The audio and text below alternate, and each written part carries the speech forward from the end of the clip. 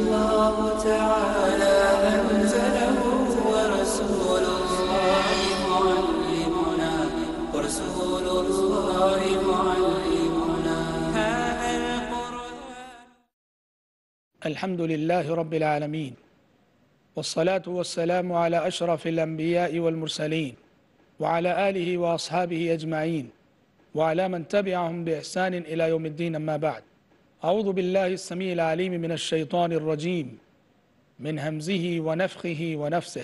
ويا قوم استغفروا ربكم ثم توبوا إليه يرسل السماء عليكم مدرارا ويزدكم قوة إلى قوتكم ولا تتولوا مجرمين۔ پروگرام مشعل راہ کی ایک اور کڑی لے کر آج میں آپ کی خدمت میں حاضر ہوں۔ آج کا ہمارا عنوان ہے استغفار کی برکتیں۔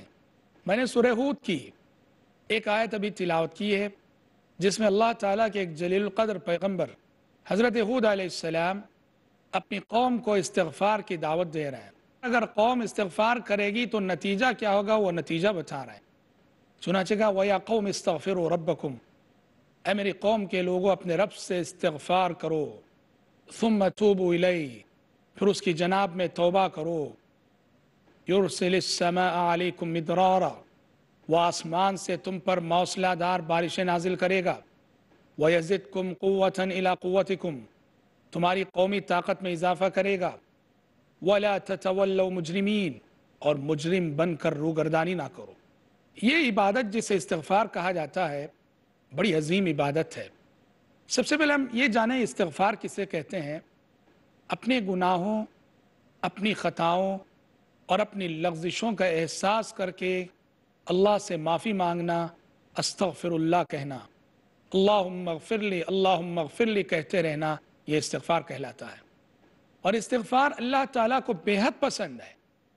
حاکم اور طبرانی کی روایت ہے کہ جب شیطان دھتکار دیا گیا، ابلیس کو اللہ تعالیٰ نے دھتکار دیا، تو ابلیس نے کہا بِعِزَّتِكَ وَجَلَالِكَ لَا أَبْرَحُ أُغْوِيهِمْ، کہا کہ پروردگارہ تیرے عزت و جلال کی قسم ہے، میں تیرے بندوں کو گمراہ کرنے میں کوئی کسر باقی نہ چھوڑوں گا۔ تو اللہ تبارک و تعالیٰ نے اس کو جواب دیتے ہوئے کہا، ابلیس سے کہا بِعِزَّتِي وَجَلَالِي لَا أَزَالُ أَغْفِرُ لَهُمْ مَا اسْتَغْفَرُونِي، اے ابلیس میرے عزت و جلال کی قسم کھا کے کہتا ہوں، میرے بندوں کو گمراہ کرنا ہے کر، میرے بندے گناہ ہونے کے بعد جب جب استغفار کرتے رہیں گے تب تب میں انہیں معاف کرتا رہوں گا۔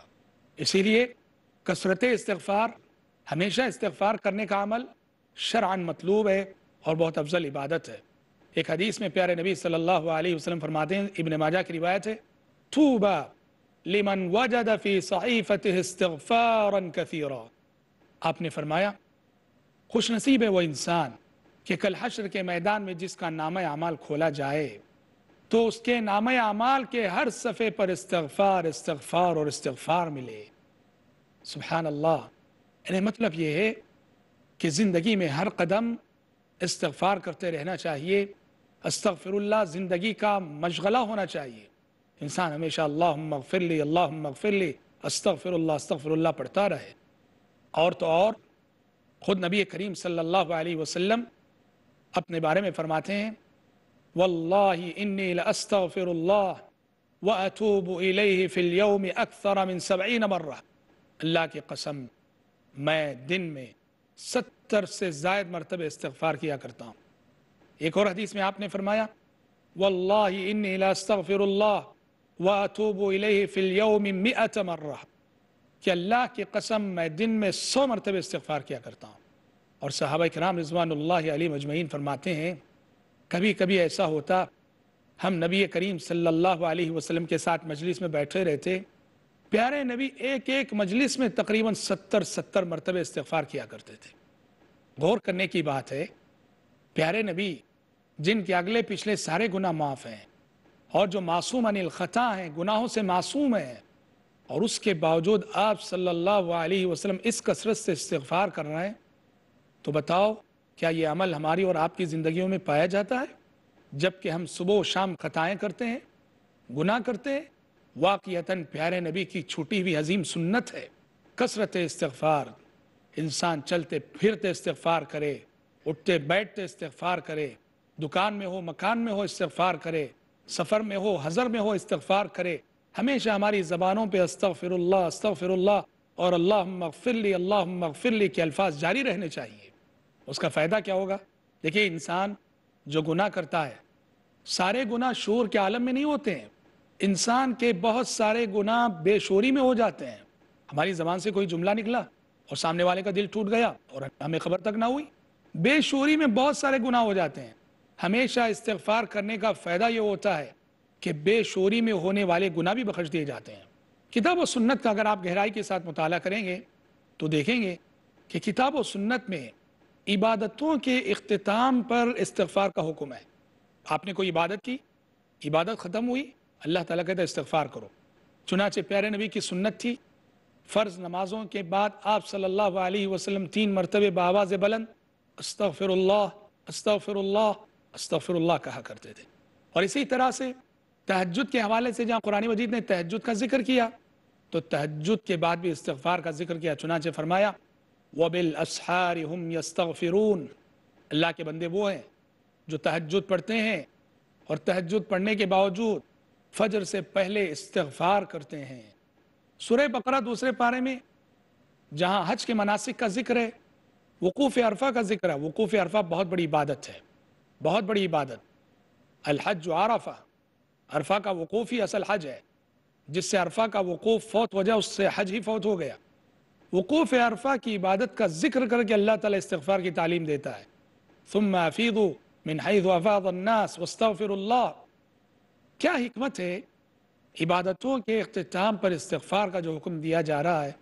اس میں حکمت گویا یہ ہے کہ خاموش زبانی یہ اقرار ہے کہ پروردگارہ، ہم نے نماز ضرور پڑھی ہے، ہم نے تہجد ضرور پڑھی ہے، ہم نے حج ضرور کیا ہے، لیکن ساتھ ہی اس بات کا اقرار بھی کر رہے ہیں کہ عبادت جیسی ہونی چاہیے تھی ویسی ہم سے نہ ہو سکی، جو بھی کوتاہیاں لغزشیں اس میں ہو گئی ہیں ہمیں معاف کر دے۔ یہی حکمت ہے جس کے سبب عبادتوں کے بعد استغفار کا حکم ہے۔ انسان بول و براز کے لیے جاتا ہے، قضاء حاجت کے لیے جاتا ہے، آپ دیکھیں گے قضاء حاجت کے بعد بھی استغفار کا حکم ہے۔ چنانچہ بیت الخلاء سے باہر آنے کی دعا سکھائی گئی غفرانک، یہ بھی استغفار ہے کہ اللہ میں تجھ سے تیری معافی کا طلبگار ہوں۔ کیا مناسبت ہے، انسان قضاء حاجت کے لیے جاتا ہے اور جب باہر نکلتا ہے تو وہاں استغفار کی تعلیم میں بڑی گہری مناسبت ہے۔ بول و براز کے ذریعے انسان کے جسم کی جو ظاہری نجاست ہوتی وہ نکل جاتی ہے، تو گویا ظاہری نجاست سے پاک ہونے کے بعد انسان غفرانک کہہ کے اللہ تعالیٰ سے یہ درخواست کرتا ہے کہ پروردگارہ، جس طرح تو نے مجھے بول و براز کی ظاہری نجاست سے پاک کیا ہے ویسے ہی گناہوں کی باطنی نجاست سے بھی پاک کر دے، اس لیے غفرانک۔ اور اس میں ایک اور نکتہ بھی ہے، بول و براز کا جو نظام ہے اللہ تعالیٰ کا بہت بڑا انعام ہے۔ ذرا سوچو، انسان کو اگر پیشاب نہ ہو، وہ گندا پانی پیٹ ہی میں رہ جائے، کتنی تکلیف ہوتی ہے، بہت تکلیف ہوتی ہے۔ اسی لیے یہ جو نظام اللہ تعالیٰ نے بنایا ہے کہ ہمارے جسم کے فاضل مادے بول و براز کے راستے سے نکل جاتے ہیں، یہ تندرستی کی عظیم نعمت ہم سے شکر گزاری کی متقاضی ہے۔ یہ اور بات ہے کہ ہم اللہ تعالیٰ کا کما حق ہو شکر ادا نہیں کرتے، کما حق ہو شکر ادا نہیں کرتے۔ اس وجہ سے غفرانک، پروردگارہ اس نعمت تندرستی پر جیسے کچھ ہمیں شکر گزار ہونا چاہیے تھا ویسی شکر گزاری ہم سے نہیں ہو سکی ہے، اس لیے ہمیں معاف کر دے۔ پیارے نبی صلی اللہ علیہ وسلم کو زندگی کے آخری ایام میں جو سب سے آخری حکم دیا گیا وہی استغفار کا۔ آپ کی زندگی خاتمے کو پہنچ رہی تھی۔ لیکن نزول کے اعتبار سے اگر آپ دیکھیں تو نزول کے اعتبار سے سب سے آخری آیت وَاتَّقُوا يَوْمًا تُرْجَعُونَ فِيهِ إِلَى اللَّهِ جو سورہ بقرہ میں ہے، لیکن سب سے آخری سورۃ النصر ہے، اِذَا جَاءَ نَصْرُ اللَّهِ وَالْفَتْحِ۔ اور سورۃ النصر میں آپ صلی اللہ علیہ وسلم کو جو حکم دیا گیا وہ کیا؟ یہی استغفار۔ اذا جاء نصر الله والفتح ورأيت الناس يدخلون في دين الله أفواجا فسبح بحمد ربك واستغفر إنه كان توابا۔ مائیں عائشہ صدیقہ رضی اللہ عنہ فرماتی ہیں کہ سورہ نصر کے نزول کے بعد پیارے نبی صلی اللہ علیہ وسلم نے جب بھی نماز پڑھی ہے، رکوع اور سجدے میں آپ صلی اللہ علیہ وسلم نے استغفار ضرور کیا ہے، سبحانک اللہم ربنا وبحمدک اللہم اغفر لی، رکوع میں بھی پڑھا کرتے تھے، سجدے میں بھی پڑھا کرتے تھے۔ تو حضرات کثرت سے استغفار کرنے والے بننا چاہیے ہمیں۔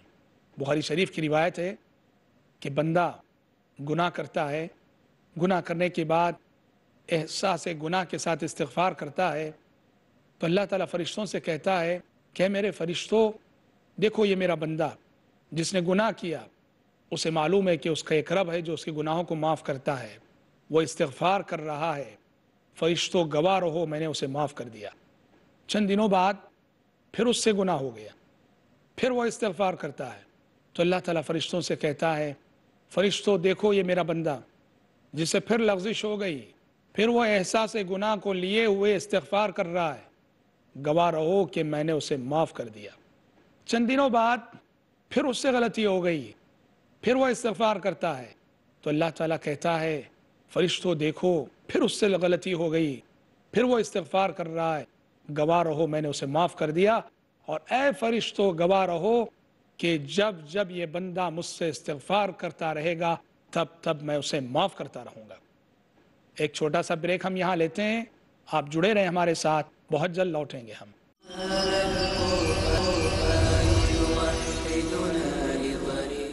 بریک سے قبل ہماری گفتگو ہو رہی تھی استغفار کے حوالے سے، اور بتایا گیا تھا کہ پیارے نبی صلی اللہ علیہ وسلم کثرت سے استغفار کرنا آپ کا معمول تھا، اور اللہ تعالیٰ کو استغفار کی عبادت بہت پسند ہے۔ یہی وجہ ہے کہ عبادات کے اختتام پر اللہ تبارک و تعالیٰ نے ہمیں استغفار کا حکم دیا ہے۔ استغفار یہ صرف گناہوں کی معافی کا ذریعہ نہیں، گناہ تو معاف ہوں گے ہی، استغفار کے اندر بہت سارے دنیاوی فوائد بھی مضمر ہیں۔ انسانی زندگی کی جو الجھنیں ہیں، انسانی زندگی کے جو ٹینشن ہیں، انسانی زندگی کی جو پریشانیاں ہیں، انسانی زندگی کے جو حادثات ہیں، سب کا حل بھی استغفار ہے۔ اگر آپ قرض کے بوجھ تلے دبے ہوئے ہیں، کثرت سے استغفار کیجئے، اللہ تعالیٰ غیبی سبیلیں پیدا کرے گا آپ کی قرض کی ادائیگی کی۔ اگر آپ اولاد کی نافرمانی سے پریشان ہیں، کثرت سے استغفار کیجئے، اللہ تعالیٰ آپ کی اولاد کے دل کو پھیرے گا۔ اگر آپ امراض اور بیماریوں سے پریشان ہیں، کثرت سے استغفار کیجئے، اللہ تعالیٰ آپ کو امراض سے شفا دے گا۔ امام حسن بصری رحمۃ اللہ علیہ بہت بڑے تابعی ہیں۔ حسن بصری رحمۃ اللہ علیہ کے پاس ایک شخص آیا، کسان تھا۔ اس نے کہا کہ اے امام حسن بصری، بارشیں نہیں ہو رہی ہیں، کھیتیاں سوکھ رہی ہیں، فصلیں تباہ ہو رہی ہیں، کوئی حل بتائیے۔ امام حسن بصری رحمۃ اللہ علیہ نے کہا استغفر اللہ، کہا کہ جاؤ کثرت سے استغفار کرو، استغفار کرو۔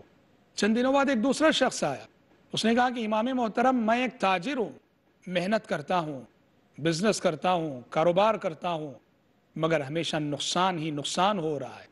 امام محترم نے کہا استغفر اللہ، جاؤ کثرت سے استغفار کرو۔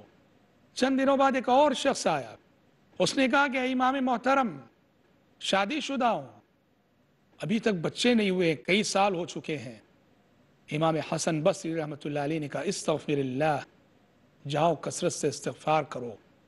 امام محترم کے شاگردوں نے پوچھا کہ اے امام حسن بصری، تین الگ الگ اشخاص اپنی زندگی کی تین الگ الگ الجھنیں لے کر آپ کے پاس آئے، اور تینوں کا آپ نے ایک ہی حل اور ایک ہی علاج بتایا، استغفار استغفار استغفار، وہ کیسے؟ تو امام حسن بصری رحمۃ اللہ علیہ نے کہا لوگوں بتاؤ، میں نے قرآن سے ہٹ کر کون سی بات کہی ہے؟ کیا تم نے قرآن مجید نہیں پڑھا؟ کیا تم نے سورہ نوح نہیں پڑھی؟ سورہ نوح میں اللہ تعالیٰ فرماتا ہے فَقُلْتُ اسْتَغْفِرُوا رَبَّكُمْ إِنَّهُ كَانَ غَفَّارًا يُرْسِلِ السَّمَاءَ عَلَيْكُمْ مِدْرَارًا وَيُمْدِدْكُمْ بِأَمْوَالٍ وَبَنِينَ وَيَجْعَلْ لَكُمْ جَنَّاتٍ وَيَجْعَلْ لَكُمْ أَنْهَارًا۔ کہ نوح علیہ السلام نے اپنی قوم سے کہا تھا کہ لوگوں اپنے رب سے استغفار کرو، استغفار کرو گے تو کیا ہوگا؟ یرسل السماء علیکم مدرارا، آسمان سے موسلا دار بارشیں نازل ہوں گی، وَيُمْدِدْكُمْ بِأَمْوَالٍ وَبَنِينَ، تمہاری دولت میں اضافہ ہوگا، تمہاری اولاد میں اضافہ ہوگا، وَيَجْعَلْ لَكُمْ جَنَّاتٍ وَيَجْعَلْ لَكُمْ أَنْهَارًا، اللہ تعالیٰ تمہیں سرسبز و شاداب باغیچے عطا کرے گا، نہریں جاری کرے گا۔ داد دینی چاہیے امام حسن بصری رحمۃ اللہ علیہ کی اس فراست پر اور اس استنباط پر۔ تو اس طرح استغفار ہماری زندگی کی الجھنوں کا حل ہے۔ شیخ بن باز رحمۃ اللہ علیہ کے پاس بھی ایک شخص آیا، آ کے کہا کہ شیخ شادی ہوئے 7 سال ہو گئے، اولاد نہیں ہے۔ شیخ بن باز رحمۃ اللہ علیہ نے کہا جاؤ کثرت سے استغفار کرو۔ 1 سال بعد آیا، کہا الحمدللہ اولاد ہو گئی۔ بس یقین کی ضرورت ہے اور کثرت استغفار کی ضرورت ہے۔ ہم سمجھتے ہیں کثرت کا مطلب یہ ہے 70 مرتبے پڑھ دیے تو بہت ہو گیا، 100 مرتبے پڑھ دیے تو بہت ہو گیا۔ نہیں، اس کو اپنی زندگی کا لازمی مشغلہ بنا لینا چاہیے۔ روزینہ سینکڑوں مرتبے، ہزاروں مرتبے ہماری زبان پہ استغفار ہونا چاہیے۔ اس کے بعد دیکھو زندگی میں کیسی برکت آتی ہے اور زندگی کی الجھنیں کیسے دور ہوتی ہیں۔ جیسے ہم نے کہا کہ استغفار کا سیدھا سادہ صیغہ تو یہ ہے کہ انسان استغفر اللہ اور استغفر اللہ پڑھتا رہے، اللہم اغفر لی اللہم اغفر لی پڑھتا رہے۔ سیدھا سادہ صیغہ تو یہ ہے، لیکن شریعت نے استغفار کے کچھ صیغے بتائے ہیں۔ اگر ان صیغوں کے ذریعے استغفار ہوتا ہے تو بہت افضل ہے۔ چنانچہ حضرت ابوبکر صدیق رضی اللہ تعالیٰ عنہ نے نبی کریم صلی اللہ علیہ وسلم سے پوچھا کہ اللہ کے نبی مجھے کوئی دعا سکھائیے جسے میں نماز میں پڑھ سکوں۔ تو پیارے نبی صلی اللہ علیہ وسلم نے ابوبکر سے کہا کہ ابوبکر یہ دعا پڑھو، اللہم انی ظلمت نفسی ظلما کثیرا ولا یغفر الذنوب الا انت فاغفر لی مغفرة من عندک وارحمنی انک انت الغفور الرحیم۔ کتنی پیاری دعا ہے، استغفار کا ایک صیغہ ہے وہ۔ اسی طرح سے پیارے نبی صلی اللہ علیہ وسلم سے یہ دعا بھی منقول ہے استغفار کے حوالے سے کہ آپ کہا کرتے تھے اللہم اغفر لی ما قدمت وما اخرت وما اسررت وما اعلنت وما انت اعلم به منی انت المقدم وانت المؤخر لا الہ الا انت ولا حول ولا قوة الا بک۔ کہ اللہ میرے ان گناہوں کو بھی معاف کر دے جو میں پہلے کر چکا ہوں، میرے ان گناہوں کو بھی معاف کر دے جو میں نے بعد میں کیے ہیں، میرے ان گناہوں کو بھی معاف کر دے جو میں نے چھپ کر کیے ہیں، میرے ان گناہوں کو بھی معاف کر دے جو میں نے لوگوں کی نظروں کے سامنے کیے ہیں، اور میرے ان گناہوں کو بھی معاف کر دے جنہیں کر کے میں بھول چکا ہوں پر تو یاد رکھا ہے۔ کتنی پیاری دعا ہے۔ اور استغفار کے حوالے سے استغفار کا سب سے افضل صیغہ وہ ہے جسے سید الاستغفار کہا جاتا ہے۔ پیارے نبی صلی اللہ علیہ وسلم صبح کے اذکار میں اور شام کے اذکار میں سید الاستغفار پڑھا کرتے تھے۔ افضل یہ کہ انسان سید الاستغفار کا اہتمام کرے۔ اللہم انت ربی لا الہ الا انت خلقتنی وانا عبدک وانا علی عہدک ووعدک ما استطعت اعوذ بک من شر ما صنعت ابوء لک بنعمتک علی وابوء بذنبی فاغفر لی فانہ لا یغفر الذنوب الا انت۔ پیارے نبی نے فرمایا اگر کوئی شخص صبح میں یہ دعا پڑھے شام تک مر جائے جنتی ہے، شام میں یہ دعا پڑھے اور صبح تک مر جائے تو جنتی ہے۔ تو معلوم ہوا استغفار کرنے کے لیے یہ افضل ترین صیغہ ہے۔ ہمیں اس صیغے کے ذریعے کثرت سے رب العالمین سے استغفار کرنا چاہیے۔ استغفار کی برکتیں بہت عظیم ہیں، بس ایمان اور یقین کے ساتھ اس نسخے کو آزمانے کی ضرورت ہے۔ ایمان و یقین کے ساتھ آپ اس نسخے کو آزمائیے اور دیکھیے استغفار کے کرشمے کیسے ہوتے ہیں۔ ایک واقعہ